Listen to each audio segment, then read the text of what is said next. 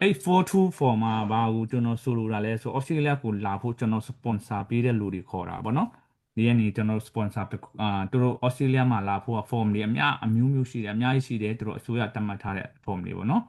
တော့သူတို့အစိုးရတတ်မှတ်ထားတဲ့ form တွေကြတော့ဒီလိုမျိုးအမျိုးမျိုးရှိတယ် form အမျိုးမျိုးရှိတယ်ဒါပေမဲ့842ကြတော့ဘာကိုဆိုလိုလာလဲဆိုတော့ကျွန်တော်တို့ကြည့်အောင်နော်842ကဘာကိုခေါ်လဲဆိုတော့ offshore humanitarian visa လို့ခေါ်တယ်နော် offshore humanitarian visa ဆိုတော့ကြာဩစတြေးလျနိုင်ငံပြင်ပမှာနေပြီးတော့ကျွန်တော်တို့လူသားချင်းစာနာမှု visa ပေါ့နော် sub class တူ sub class ကအမျိုးမျိုးရှိတယ်အာsub class က202ရှိတယ်204ရှိတယ်နော်ဆိုတော့အဲ့နှစ်ခုထဲနေတစ်ခုတော့အာအာပါဝင်တာပေါ့နော်ဆိုတော့အဲ့ဒီ842ကဘာဒီလိုအပ်လဲဆိုတော့ကျွန်တော်တို့ဩစတြေးလျနိုင်ငံနေပြီးတော့လူတစ်ယောက်ယောက်ကခေါ်ဖို့စပွန်ဆာပေးဖို့ပေါ့နော်အာမခံပြောမယ်ဆိုရင်တော့အဓိကတော့အာမခံပေါ့နော်အာမခံပေးဖို့လိုတယ်အာမခံပေးမှပဲဒီဩစတြေးလျနိုင်ငံကိုရောက်ခွင့်ရှိတယ်နော်လာခွင့်ရှိတယ်ဆိုတော့အဲ့ဒီ842ဖိတဲ့ချိန်မှာအဓိကတော့ကျွန်တော်တို့ဒီ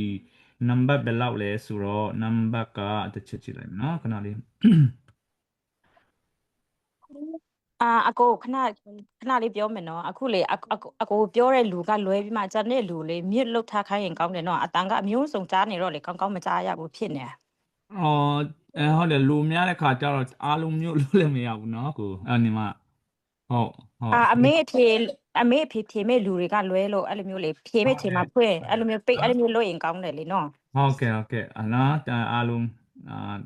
နားလည်ပြီးကြပါဗောနော်ဆိုတော့ကျွန်တော်တို့ဒီ842မှာကျွန်တော်ရဲ့ screen တွေ့ရလားမသိတွေ့ရပါတယ်ဟုတ်ကဲ့နော်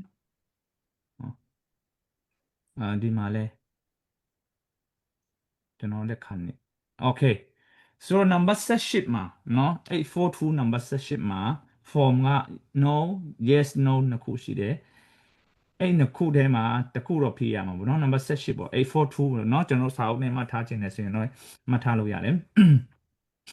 842 form ထဲမှာ number 18မှာ no yes ဆိုတာရှိတယ်ဒါပေမဲ့ကိုက no ထည့်လိုက်ရင်တော့ဒါလုံးဝ100မှာ100တော့လုံးဝလာခင်ဗျာ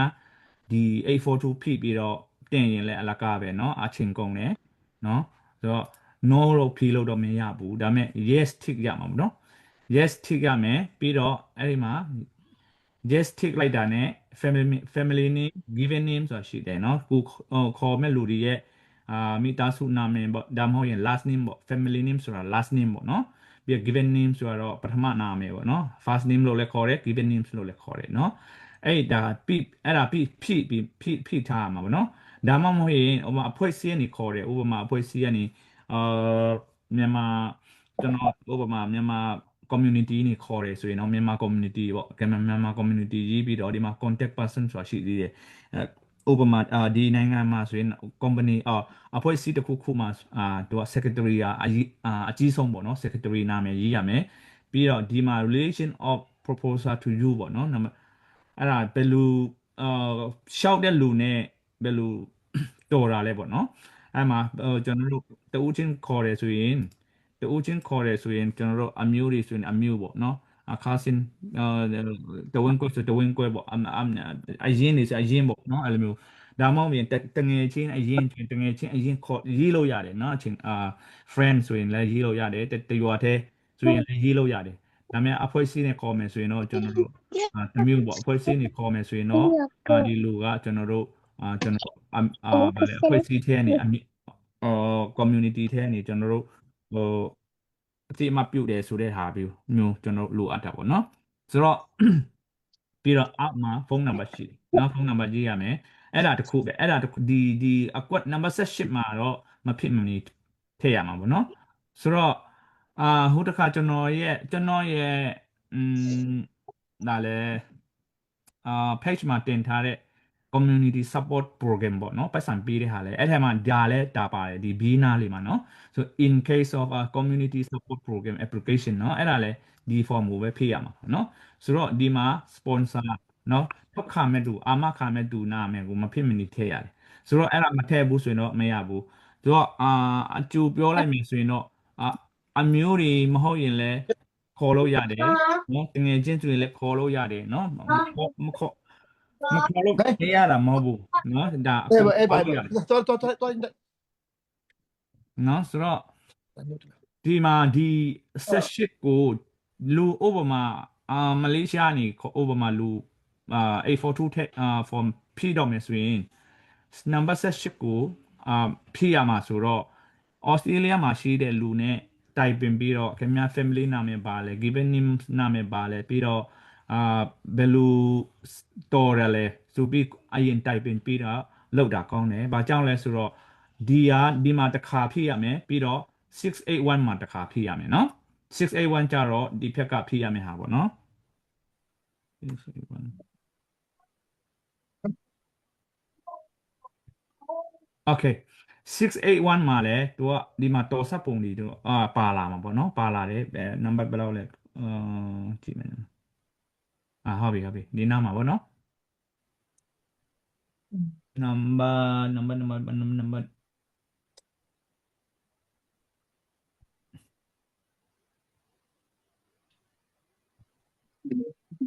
ကြည့်ခိုင်းလိုက်မယ်ကျွန်တော်လည်းတွေ့ရအောင်shit Okay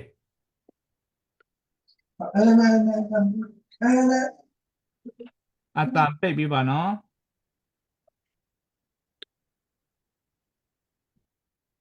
Okay ဟုတ်ပြီဆိုတော့ဒီ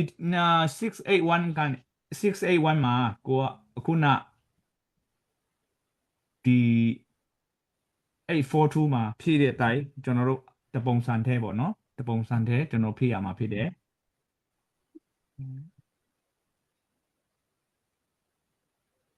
ဒီမှာ number 7နော် number 7နဲ့ဒီ6မှာထားနော်681 number 7နဲ့842 number 7ကတပုံစံထဲဖြည့်ရမယ်နော်ဥပမာ number 7မှာဒီမှာတော်ဆက်ပုံ relationship of the proposal to you ဆိုတဲ့ဟာနေရာမှာဥပမာ friend လို့ရေးလိုက်တယ်ဥပမာတဘော friend ပေါ့နော် friend လို့ရေးလိုက်တယ် FRIEND friend နားလေး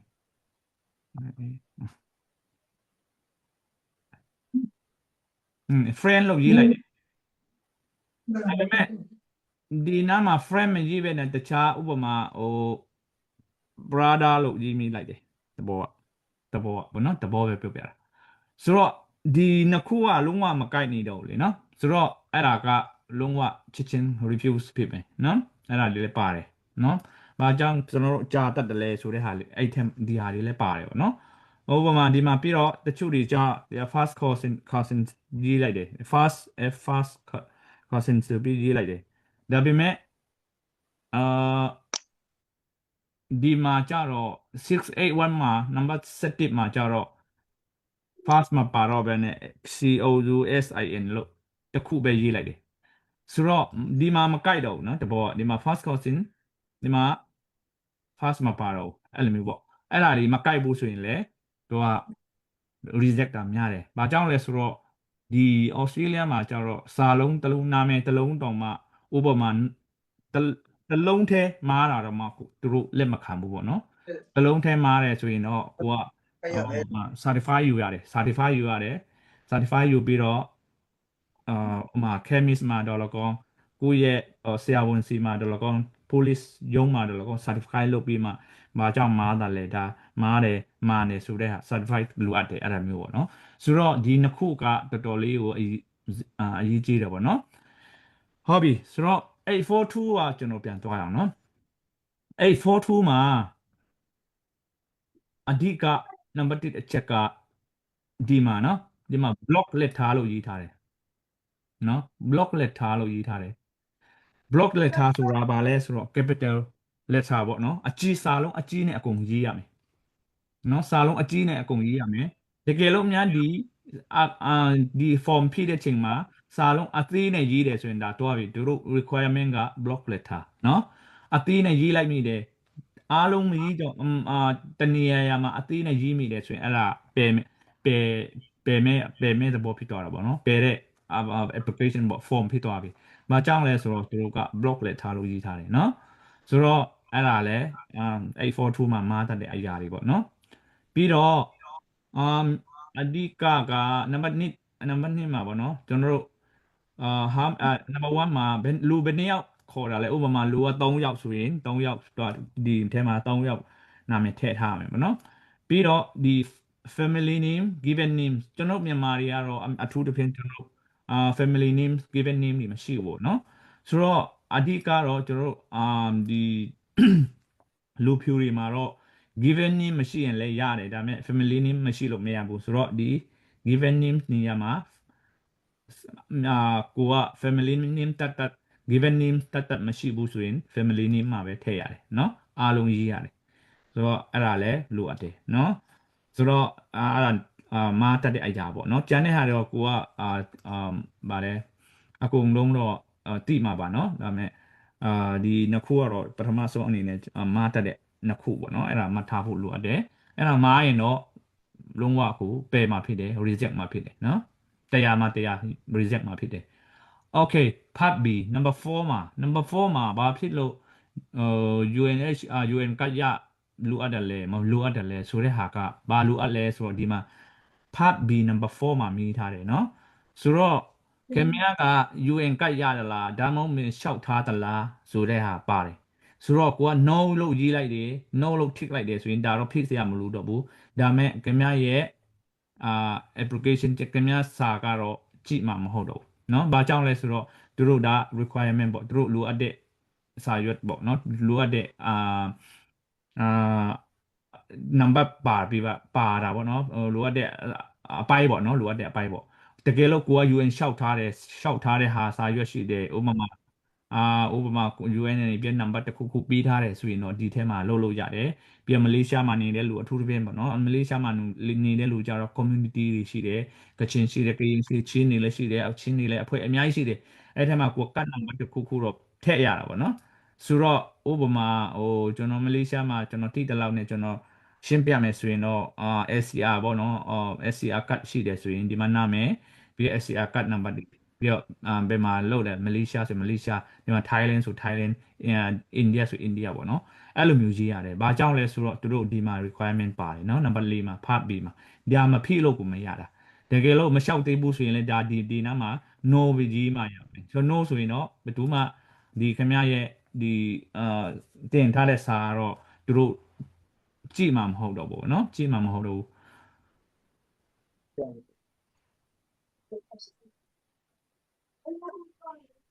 အဲ့အခုကဒီ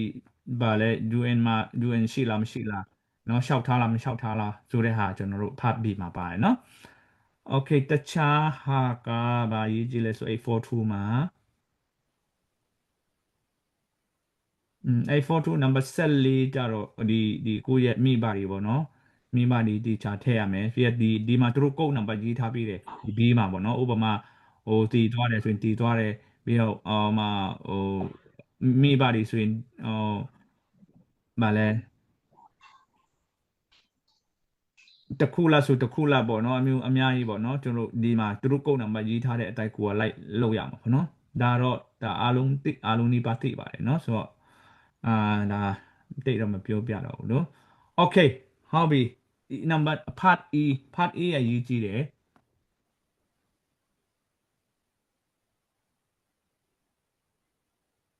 no sorry part E မဟုတ်ဘူး sorry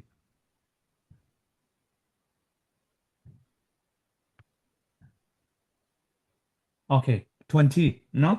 20 842 number 20မှာเนาะ842 number 20မှာအရေးဒါတော်တော်လေးအရေးကြီးတယ် do any people include in this application have any other relatives residing in Australia เนาะဆိုတော့တင်ရဲ့လျှောက်ထားသူကတခြားအမျိုးတွေဩစတြေးလျမှာနေထိုင်တဲ့လူရှိလားဆိုတာမြည်တယ်ဆိုတော့ဥပမာဒါကနံပါတ်20မှာ no ရေးတာထက် yes ရေးပြီးတော့ဥပမာတခြားလူဥပမာကိုကလူတစ်ယောက်ကကို sponsor ပေးထောက်ခံပေးတယ်သူ့ရဲ့တငယ်ချင်း2ယောက်3ယောက်ပေါ့နော်2ယောက်3ယောက်လောက်လူတယ်ဆိုတော့1 2 3 4 5 5ခုသူတို့ပေးထားတယ်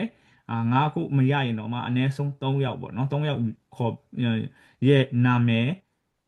မွေးတက်ကရစ်ပြီးတော့ဩစတြေးလျမှာ CTN လာဒါမှမဟုတ်ရင်PR လာပေါ့နော်အဲ့ဒါလိုအပ်တယ်ပြီးတော့ address လိုအပ်တယ်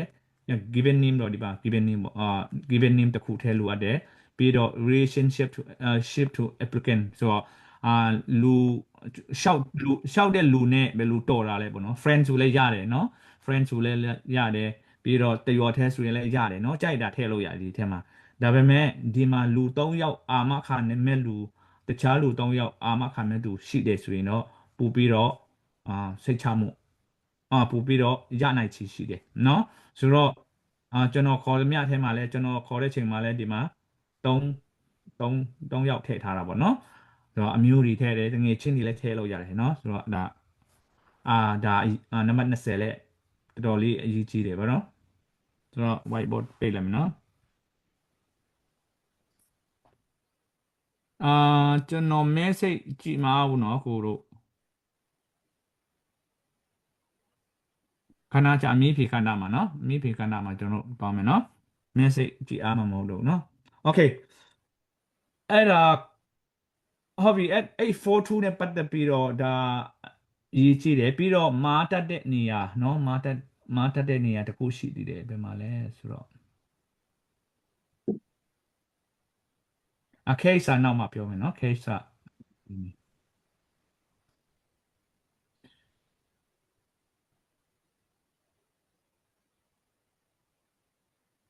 okay ဆိုတော့ part K မှာ character ပေါ့နော် character အချင်းစာရိတ္တပေါ့နော်အဲ့ဒါကြတော့ကိုက no အကုန်လုံးလုပ်ရမှာနော်ကိုဘယ်လိုပဲ character ရှိနေပါစေ yes ဘယ်တော့မှမထည့်ရအောင်နော် no လို့အကုန်လုံးထည့်ရတယ်ပြီးတော့ site ထူတာเนาะ site ထူတာလည်းအရေးကြီးတယ် site မထူဘဲနဲ့တော့တင်ရင်လည်းဒါလုံးဝ reject ပဲเนาะတကယ်လို့စာတင်တယ်ဆိုရင်နှစ်ခါသုံးခါ check က site က3နေရာเนาะဒီမှာဆိုရင်နံပါတ် part M မှာ49မှာเนาะ49မှာလည်း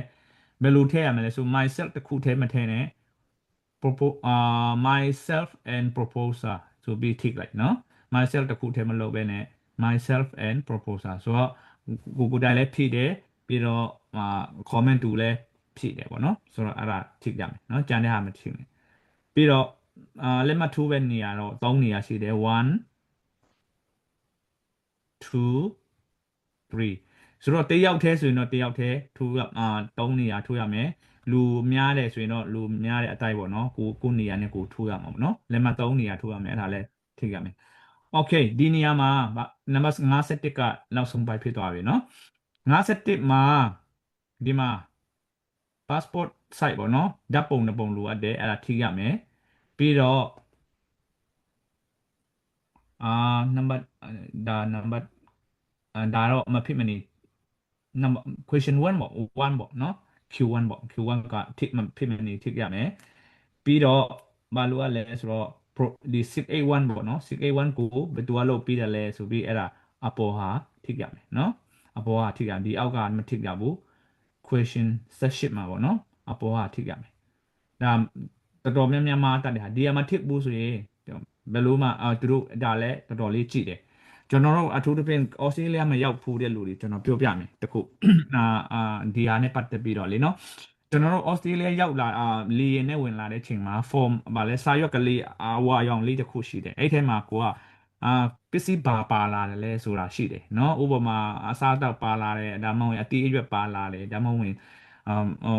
တားမိတဲ့ဟာတွေပါလာတယ်ဆိုတာသူတို့ဘာတွေပါလာလဲဆိုတာ form တစ်ခုရှိတယ်လေယာဉ် immigration မရောက်ခင်ပေါ့เนาะအဲ့ဒါကလေယာဉ်ပေါ်ရောက်တာနဲ့တခါလဲပြီးတယ်တချို့တွေကလေယာဉ်ticket ဗာလဲcheck in ticket ဗာလဲရတာနဲ့ပြီးတယ်တချို့လေယာဉ်လိုက်တွေကတော့မတူပြီးတော့ကိုရောက်တဲ့ချိန်မှာ immigration မရောက်ခင်လေးမှာသူကကောင်တာတစ်ခုရှိတယ်အဲ့ဒီမှာလည်းရှိတယ်အဲ့ဒီမှာယူလို့ရတယ်အဲ့ဒါကမဖိလို့မရဘူးเนาะဖိရမယ်ဒါပေမဲ့အဲ့ထဲမှာကိုကဥပမာကို bag ထဲမှာဥပမာအစားတော့ပါတယ်เนาะဒါမှမဟုတ်ရင်အသားတွေပါလာတယ်ဆိုတာမဖြစ်မနေထိကြတယ်တကယ်လို့ tick ပဲနဲ့ကိုကပါလာတယ်ဆိုရင်အဲ့ဒီမှာဟို5เนาะဒန်ကြီးဆောင်ရတယ်เนาะပြီးတော့ကိုကတူများထက်ကြာတယ်เนาะအဲ့လိုမျိုးပဲဒီမှာလဲတပုံစံထဲပဲသူတို့ကဒီနိုင်ငံဝင်ဖို့ကတော်တော်လေး strict ဖြစ်တာပေါ့เนาะstrict ဖြစ်တယ်အော်ဆိုတော့ဒီနံပါတ်5 set မှာလဲတော်တော်လေးတတိထားနံပါတ်ဒီဟာတော့ဓာတ်ပုံတော့မထည့်လို့မရဘူးပြီးတော့ question 18မှာပေါ့နော်18မှာဒီအပေါ်ဟာထိရမှာနော်အပေါ်ဟာ681 681ကကျွန်တော်တို့ထောက်ခံမဲ့လူကဖြည့်တယ်ဆိုတဲ့ဟာပေါ့နော်ပြီးတော့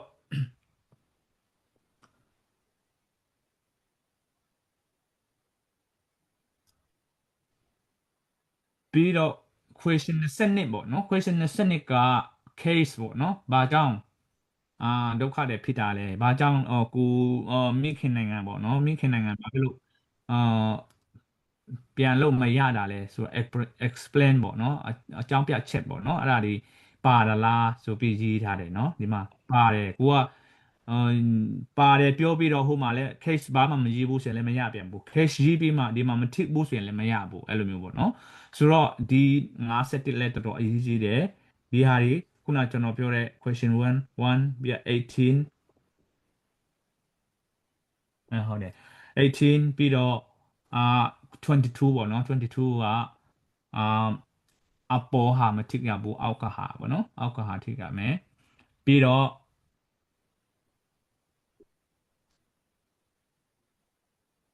28ပေါ့နော်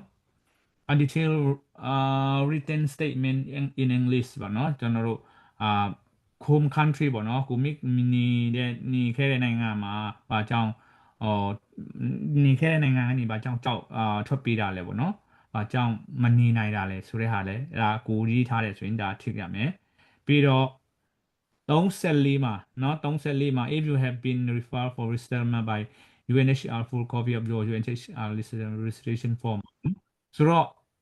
တကယ်လို့များကိုက UN ဒုက္ခတွေကတ်ကြိုက်ထားတယ်စာရွက်ရှိတယ်ဆိုရင်ဒါထိရမယ်မရှိဘူးဆိုရင်လည်းဥပမာ community ကကြိုက်ထားတယ်ဆိုရင်လည်းထိရမယ်ဆိုတော့ဒါမဲ့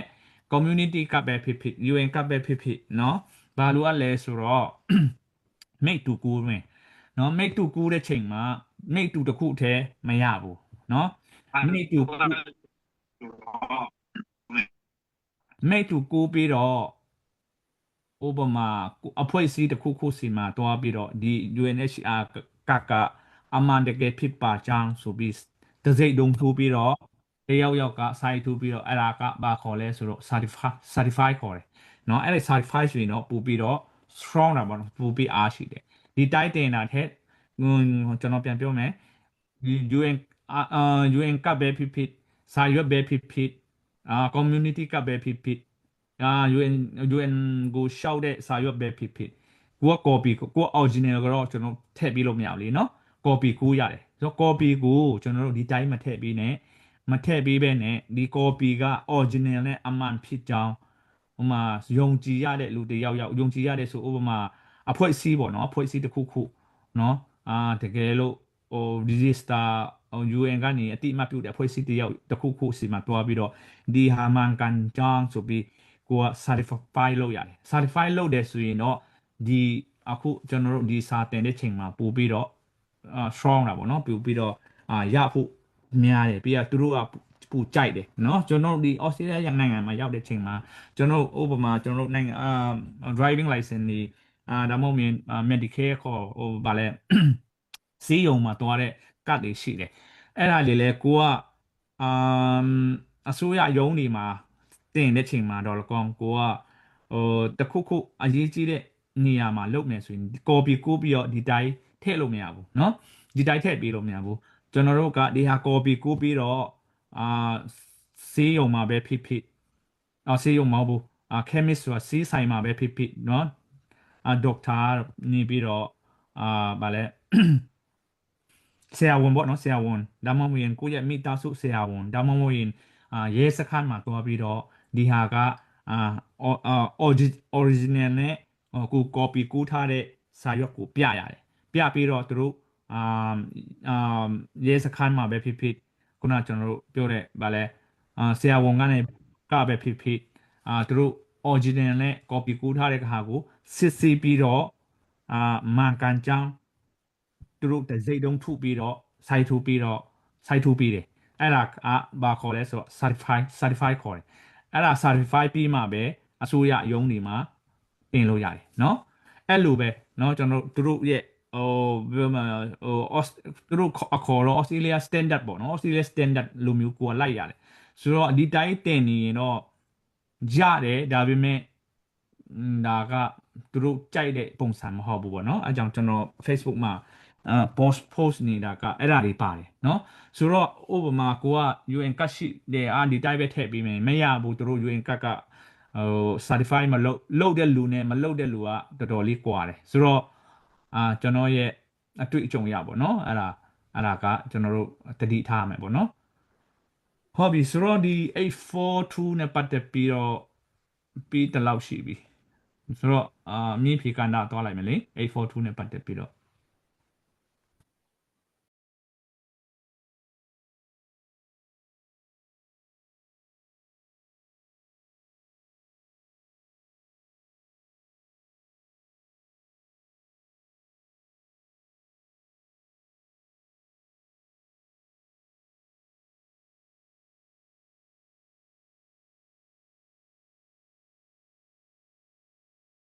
ဒီမှာ681ကခုနကျွန်တော်ပြောတယ်ဒီ681ကအရင်တော့ကတော့ဒါ form ဖြည့်ရတယ်ဒါပေမဲ့အခုကဒါ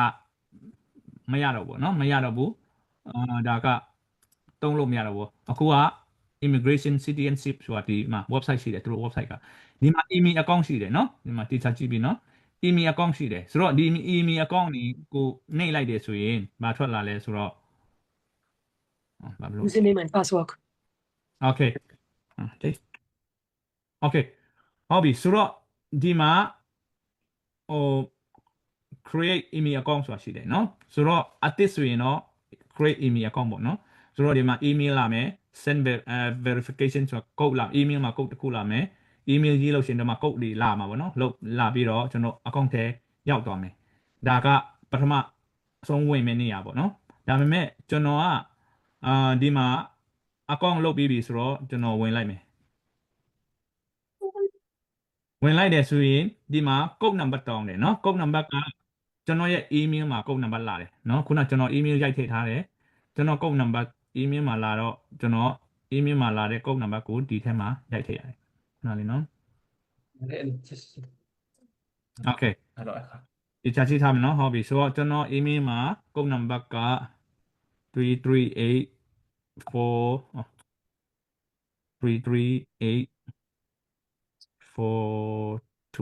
okay ဆိုတော့ code number 6လုံးလာတယ်ဆိုတော့ကျွန်တော် submit လုပ်လိုက်တယ်နော် submit လုပ်တော့ဒီလိုမျိုးပေါ်လာတယ်ခဏလေးနော်ဒီလိုမျိုးပေါ်လာတော့ကျွန်တော် next တော့ between 7 p.m. 9 p.m. Friday เนาะအဲ့ဒါဒီ payment ဒီမရဘူးဒါတွေလည်းတိကျကြည့်ထားပါเนาะတော့ဒါတော့အရေးမကြီးဘူး okay ဒီထက်ရောက်သွားပြီเนาะဆိုတော့ကျွန်တော်အဲ့လိုမျိုး next နှိပ်လိုက်တော့ကျွန်တော်ဒီထက်ရောက်ကျွန်တော် account ဒီမှာကျွန်တော် account ကဒီမှာเนาะကျွန်တော်နာမည် email account ဒါ email account ခေါ်တယ်เนาะ email account ဆိုတာကျွန်တော်ဝင်လိုက်တော့လေလိုမျိုးရောက်သွားတယ်ရောက်တော့ကျွန်တော်ရှောက်တဲ့ဟာတွေပေါ့เนาะဒီမှာကျွန်တော် email account တွေလုပ်တဲ့ဟာတွေဒီမှာအကုန်လုံးတန်းစီပြီးရှိတယ်เนาะ okay ဆိုတော့ဒီမှာကျွန်တော် new application ဆိုတာရှိတယ် new application မှာပြန်ကြည့်မယ်နော် wait new application မှာ refugee and humanitarian visa နော်ဆိုတော့ဒီမှာ global special humanitarian proposal နော်အဲ့ဒါ202နော်အဲ့ဒါနေမယ်နေပြီးရင်တော့ဒီမှာအားလုံးသဘောတူတယ်ဆိုပြီးထိရမယ်ထိပြီးရင် next နေမယ်next မြိုင်နိုင်ဆိုရင်ပြီးတော့ဒီမှာအဖွဲ့အစည်းနဲ့ခေါ်ရလဲဆိုရင်အဖွဲ့အစည်းပေါ့နော်ခုနကျွန်တော် 681 နဲ့တူတူပဲ individual ဆိုရင် individual ပေါ့နော်ပြီးတော့ဒီမှာ is the proposer and Australia citizen ရှိတယ် ရမလို့ citizen ပေါ့နော်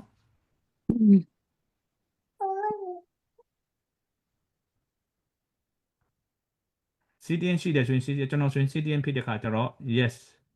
ပြီးတော့ does a person proposal have active global ဒါရှိပြီလားactive နေလားဆိုတော့ no okay ဟုတ်ပြီနော်ပြီးတော့ next နေမယ်ဆိုတော့ ascent 30ထိရှိတယ်ဆိုတော့ okay ဒီမှာလာပြီเนาะဒီမှာ individual proposal ဆိုတော့ Australia နိုင်ငံနေပြီးတော့ ခေါ်မဲ့လူရဲ့ family name given name sex ဆိုတော့နော်ဟိုယောက်ျားလားမင်းကလေးလားပေါ့နော် อืม ပြီးတော့ day of birth ပြီးတော့ place of birth okay ဒီမှာရေးကြည့်တယ် place of birth ဆိုတာကကိုဩစတြေးလျမှာရောက်ပြီးတဲ့လူကနိုင်ငံသားဖြစ်ပြီးပြီဆိုရင်နိုင်ငံသား passport ပေါ်မှာဗာရေးထားလဲအဲ့ဒါတေချာရေးရမယ်နော်နံပါတ်1ဘာပေါ့လား passport ပေါ်မှာဥပမာ passport ပေါ်မှာတဘောကမြစ်ချနာပေါ့ဒါပေမဲ့ဒီမှာမြစ်ချနာမရေးဘဲနဲ့ကချင် state အမဝင်ပူတာအိုအဲ့လိုမျိုးပေါ့ရေးထားတယ်ဆိုရင်မရဘူးเนาะသူတို့ကကမြရဲ့ detail တွေကိုသူတို့ဒီထဲမှာအကုန်လုံးရှိပြီးပြီ system ထဲမှာရှိပြီးပြီဆိုဒါ match လာပေါ့เนาะကိုက်နေမှုရှိလားမရှိဘူးလားဆိုတော့သူတို့အတန်ပိတ်ပြီးเนาะချက်တော့ဘယ်သူလဲမသိ okay ဆိုတော့ passport မရှိသေးဘူးဆိုရင်တော့ PR နဲ့ဆိုရင်ဒီထဲမှာသူ UM မှာရှောက်တော့ဗာရေးထားတယ်လေเนาะအဲ့ဒါအရေးကြီးတယ်ပြီးရ state ပေါ့နော် state or province ဥပမာကချင်ပြည်နယ်ဆိုကချင်ပြည်နယ်ချင်းဆိုချင်းပြည်နယ်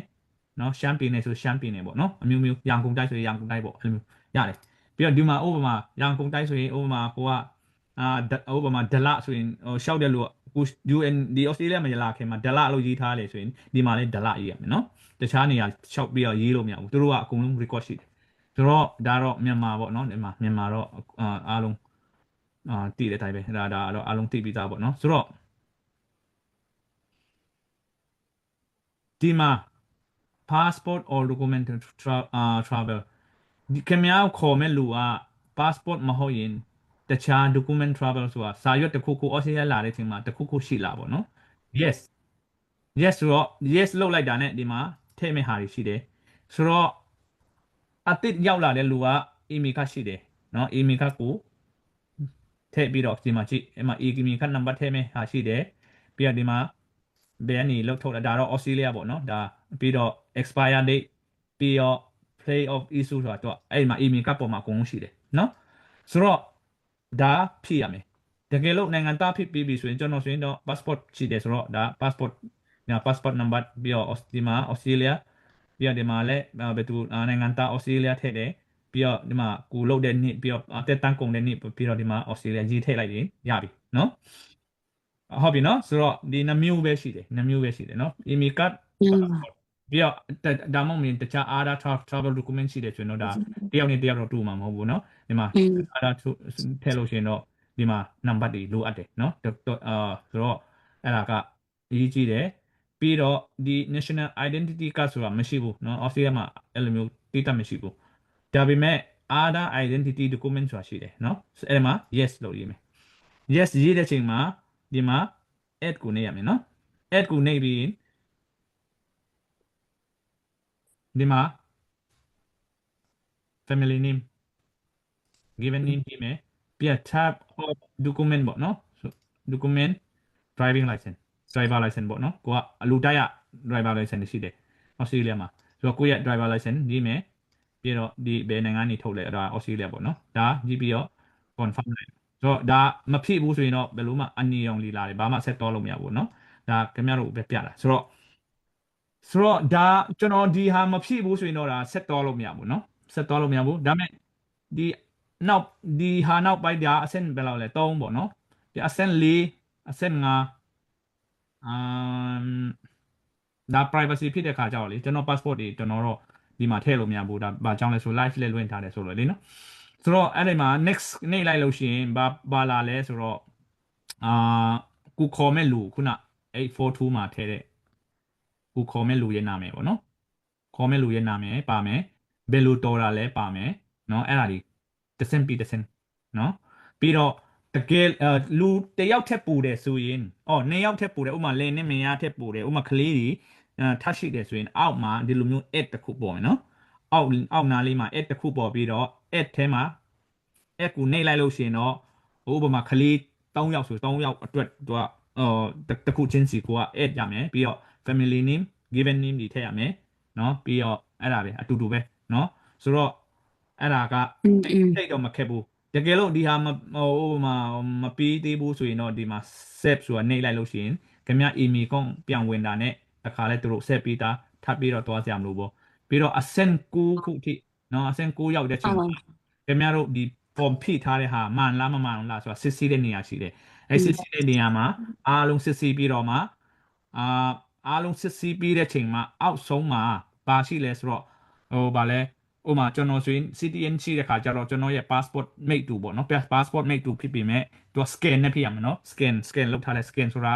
ဟိုမှာကွန်ပျူတာနဲ့ scan ဟိုဘယ်လိုပြောမလဲဓာတ်ပုံဖိုတိုရိုးမဟုတ်ဘူးပေါ့နော် scan နဲ့လုပ်ထားတဲ့ဟာကိုကျွန်တော်တို့ဓာတ်ပုံတွဲရမယ့်နေရာရှိတယ်ဥပမာကျွန်တော်ခုနဘယ်မှာလဲဒီမှာဥပမာကျွန်တော် passport လုပ်ရေးတဲ့အချိန်မှာကျွန်တော် passport ရဲ့ mate တူထည့်ရမယ်တကယ်လို့ဒီမှာ email ကတ်ထည့်ရေးတယ်ဆိုရင် email က mate တူနော် scan လုပ်ပြီးတော့ထည့်ပေးရမယ်ပြီးတော့အောက်မှာ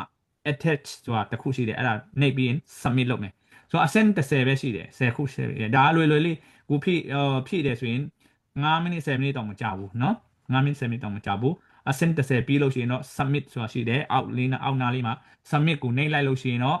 ဒီမှာကျွန်တော်ဟာလိုမျိုးပေါ့เนาะခုန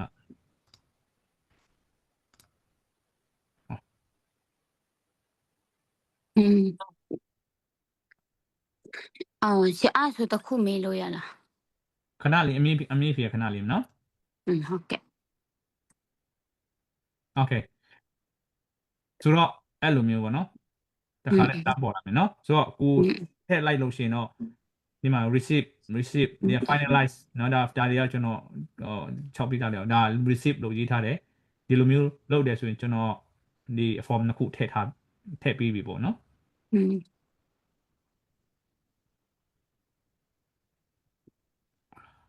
ဆိုတော့အဲ့ဒါက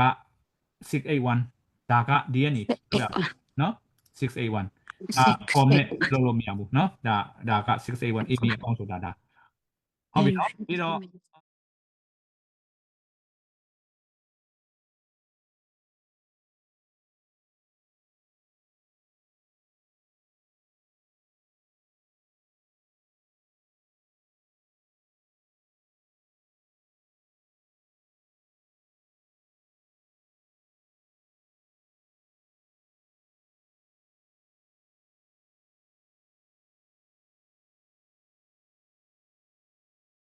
681လဲခုနကျွန်တော်ပြပြီးပြီ681 form အကြောင်းပေါ့เนาะပြ email account ဘယ်လိုလုပ်ရလဲဆိုတာကျွန်တော်ပြပြီးပြီ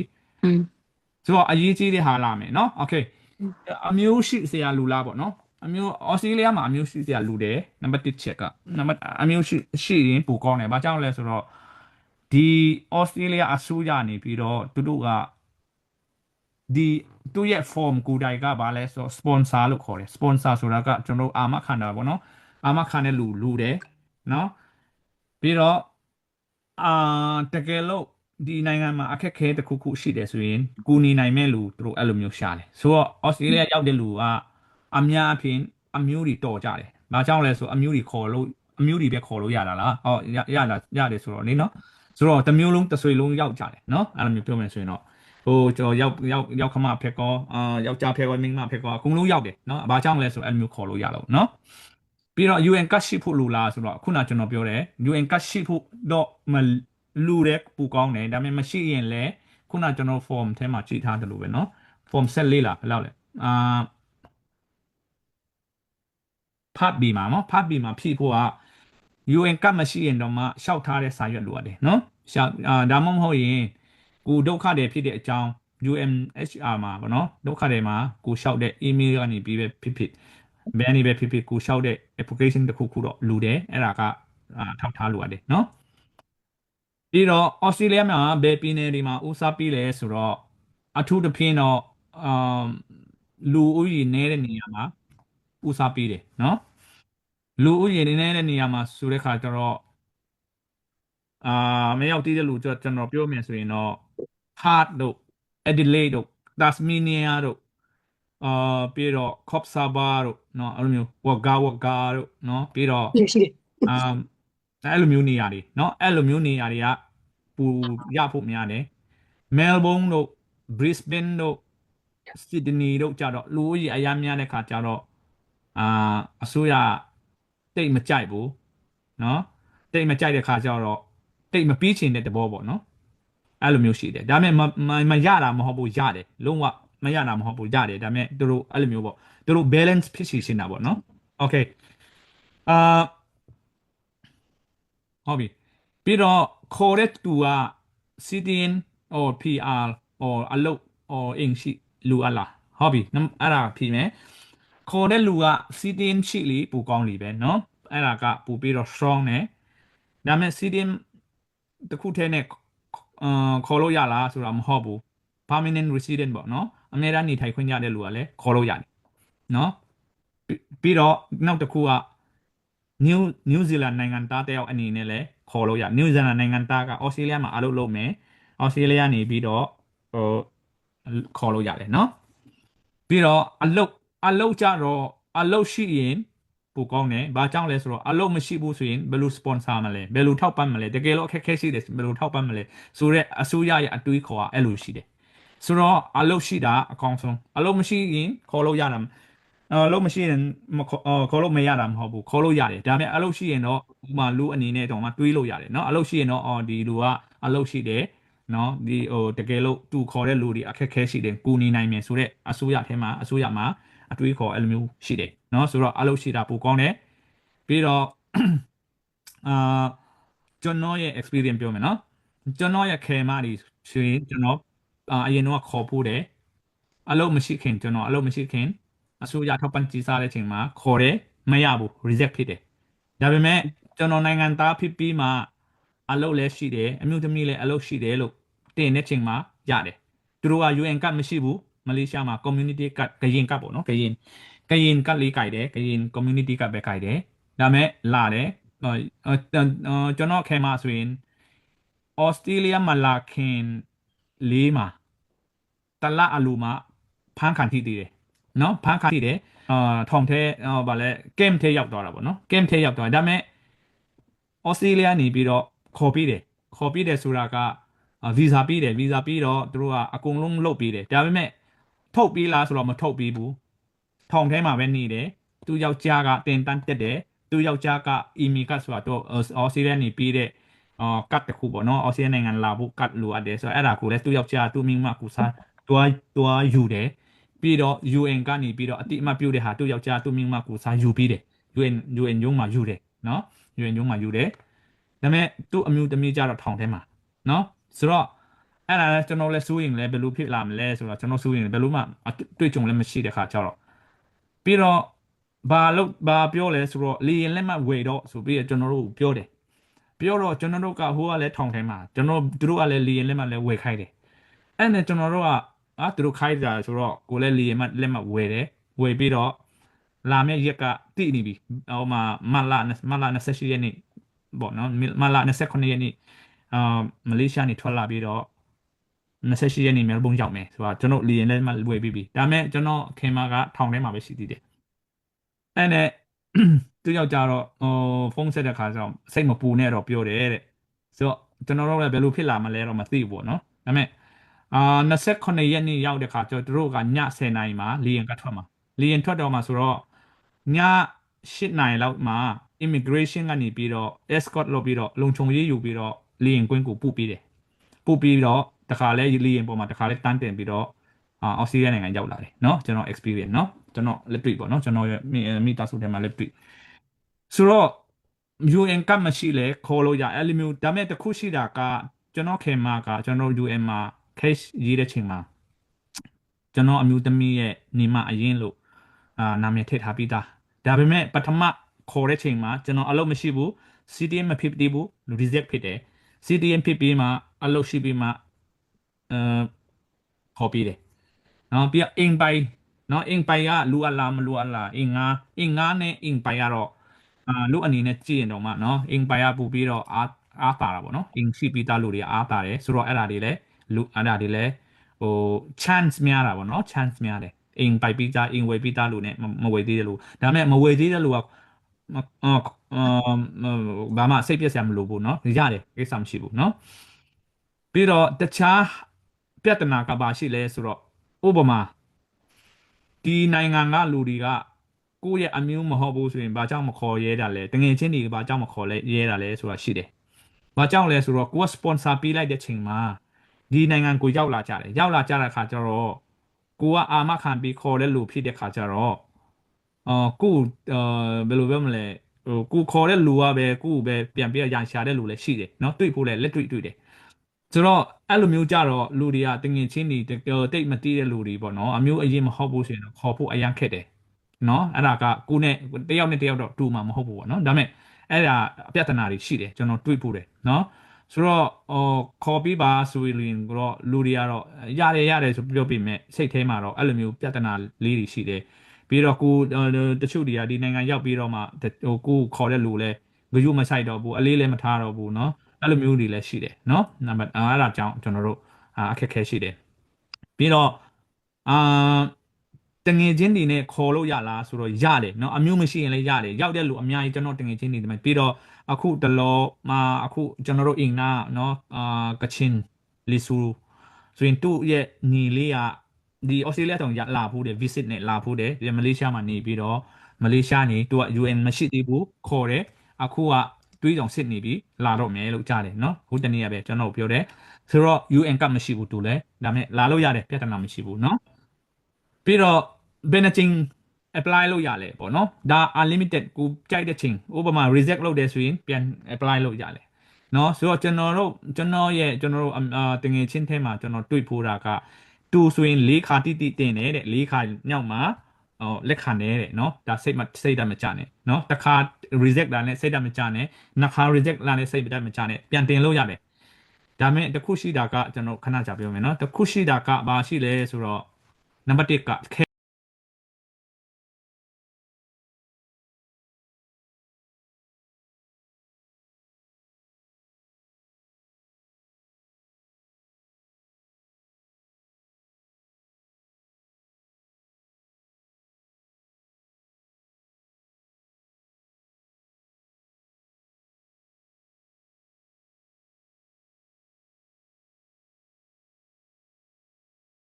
နံပါတ်1က case နော်ကိုယ့်ရဲ့ case ကအရေးကြီးတယ် case ကဘာကြောင့်အရေးကြီးလဲဆိုတော့ကိုကမြန်မာနိုင်ငံကနေထွက်လာတဲ့လူဒီဒုက္ခတွေရှောက်တဲ့လူဆိုတော့မြန်မာပြည်မှာဘာကြောင့်မပြန်ရဲတာလဲအဲ့ဒါအဓိကပေါ့နော်ဥပမာသဘောပြောပြမယ်ဆိုရင်တော့ကျွန်တော်မှမှတ်ပုံတင်မရှိတော့ဘူးဘလာတော့နော်မှတ်ပုံတင်မရှိတော့ဘူး identity card မရှိတော့ဘူးကျွန်တော်ပြန်လို့မရဘူးဘာကြောင့်လဲဆိုတော့ identity card မရှိဘူးဆိုမြန်မာပြည်မှာနေခွင့်မရှိတော့ဘူးဆိုတဲ့ဟာတွေအဲ့ဒါကအရေးကြီးတယ်ကို case ကအရေးကြီးတယ်ဆိုတော့ reject လုပ်တာလဲ case လဲနံပါတ်1ပါတယ်ပြီးတော့ခေါ်တာနဲ့4-5နှစ်ကြာတယ်ဆိုရဟာလဲ case ကြောင့်ပါလဲနော်ပြီးတော့ဥပမာကိုရန်ကုန်မြို့ပေါ်မှာหนีပြီးတော့မှရန်ကုန် case ကိုတွားရေးလို့မရဘူးတဘောကဒါပေမဲ့အခုနောက်ပိုင်းကျတော့ဒီနောက်ပိုင်းတော့တမျိုးပေါ့နော်ဒါပေမဲ့ဥပမာနော်ချင်းပီနဲ့တက်มาလဲနော်ချင်းပီနဲ့နေဆိုနေဖျားမှာနေတဲ့လူတယောက်ကသူကရန်ကုန်မြို့မှာနေတယ်ရန်ကုန် case နဲ့တွားပြီးတော့ရှောက်လို့မရဘူးတွားရှောက်လို့ရှိရင်တော့ဒါလုံးဝမ match တော့ဘူးပေါ့နော်ပြီးတော့မြို့ကြီးတွေမှာကအဲ့လိုမျိုးကျွန်တော်တို့မြန်မာနိုင်ငံမှာနေပြီးတော့ဘယ်လိုပြောမလဲခက်ထွက်ပြီးမဲ့အနေအထားမရှိတဲ့ဟာမရှိဘူးပေါ့နော်မရှိတဲ့ခါကျတော့အစိုးရလည်းတည်တယ်ဆိုတော့အခု case အဓိကအရေးကြီးတယ်ဒါကမြို့ကြီးမှာနေပြီးတော့မရတာလို့မဟုတ်မြို့ကြီးမှာနေပြီးတော့ကိုယ့်ရဲ့ case ကဘာကြောင်းလဲနော်ဘာကြောင်းကျွန်တော်တို့ကျွန်တော်နိုင်ငံနေထွက်ရတာလဲနော်ဘာကြောင်းမပြန်ရဲတာလဲအဲ့ဒါအဓိကလိုအပ်တယ်နော်ပြီးတော့ခုန sponsor ပေါ့နော် sponsor ကခုနကျွန်တော်တို့ပြောသလိုပဲနော်ခေါ်မဲ့လူကခုနပြောသလိုပဲနိုင်ငံသားဖြစ်ပြီးရင်တော့ပူကောင်းတယ်အလုပ်ကိုက်ရှိရင်ပူကောင်းတယ်ပြီးတော့အင်ပိုင်တယ်ဆိုရင်လည်းပူကောင်းတယ်ပေါ့နော်ပြီးတော့အဲ့ဒါတွေကလည်းသူတို့ကြည့်တယ်ဆိုတော့ပြီးခဲ့တဲ့2နှစ်လာမသိဘူးမိသားစု12ယောက်ရောက်လာတယ်12ယောက်လောက်ရောက်လာတယ်ကျွန်တော်အင်နာမှာပဲသူတို့ရောက်လာတော့မလေးရှားနေရောက်တာပေါ့နော်ဒါပေမဲ့သူ့ကိုခေါ်တဲ့လူကလည်းအမျိုးမဟုတ်ဘူးတငယ်ချင်းပေါ့ရွာလည်းမတူဘူးတငယ်ချင်းကနေခေါ်ပြီးတော့တင်တာဒါပေမဲ့သူတို့လည်း3ခါတင်တယ်တဲ့3ခါတင်ပြီးတော့ဒီနိုင်ငံရောက်လာတယ်လူ12ယောက်နော်မိသားစု12ယောက်ခေါ်တဲ့လူကလည်းအမျိုးလည်းမဟုတ်ဘူးဒါပေမဲ့ဥပမာကျွန်တော်တို့ခရီးယန်နေနဲ့ပြောမယ်ဆိုရင်အတင်းတော်တစ်ခုတည်းဖြစ်ချင်လို့ခေါ်လိုက်တာအတင်းတော်လူများအောင်ဆိုပြီးခေါ်လိုက်တာရသွားတယ်အဲ့လိုမျိုးပေါ့နော်ဆိုတော့အဲ့ဒါလည်းဘယ်လိုပြောမလဲအထီးကတော့လူနဲ့လည်းမဆိုင်တလူ sponsor နဲ့လည်းမဆိုင်ဘူးဒါပေမဲ့ case ကောင်းဖို့လည်းအရန်အရေးကြီးတယ်နော်ဆိုတော့ပြီးတော့ခုနကျွန်တော်တို့မီးနေတဲ့မီးခွန်းနေပေါ့နော် ကိုမအိုမမဒူဘိုင်းမှာရှိနေတယ်ဆိုရင်အလုပ်လုပ်တယ်ဆိုရင်ဒါလုံးဝခေါ်လို့မရဘူးเนาะခေါ်လို့အဆင်မပြေဘူးဘာကြောင့်လဲဆိုတော့ဒူဘိုင်းမှာ UNHCR ရုံးလည်းမရှိဘူးအဲ့လိုမျိုးပေါ့เนาะသူရဲ့တတ်မှတ်ချက်တွေရှိတယ်ဥပမာထိုင်းမှာဆိုရင်သူကရှိတယ်မလေးရှားရှိတယ်အင်ဒိုနီးရှားရှိတယ်ပေါ့เนาะအဲ့လိုမျိုးပေါ့เนาะပြီးတော့ဂျပန်မှာနေပြီးတော့ကိုကဒီ form နဲ့တော့ခေါ်လို့မရဘူးเนาะကိုရီးယားမှာနေပြီးတော့ဒီ form နဲ့တော့ဖြည့်လို့မရဘူးเนาะအဲ့ဒါတွေကမဖြစ်နိုင်ဘူးเนาะလုံးဝ reject တရားမှာတရားတော့ reject ဖြစ်မှာပေါ့เนาะ